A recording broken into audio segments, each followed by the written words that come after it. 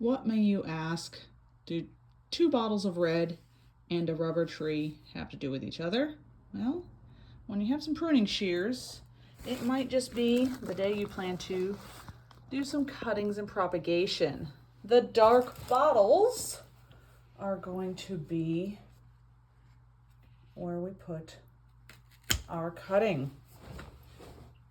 So I've just cut the top off. Now I cut it down here.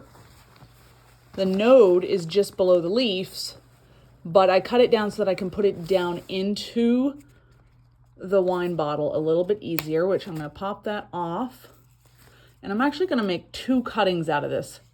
So here's what we're going to do. We're going to take this guy and we are going to cut there also.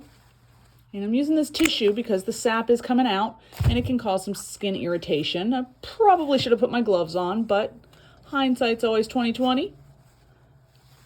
And now we're putting that in there. It's important that I keep these topped off with water while we work on getting some root growth started, which I have already put water in here.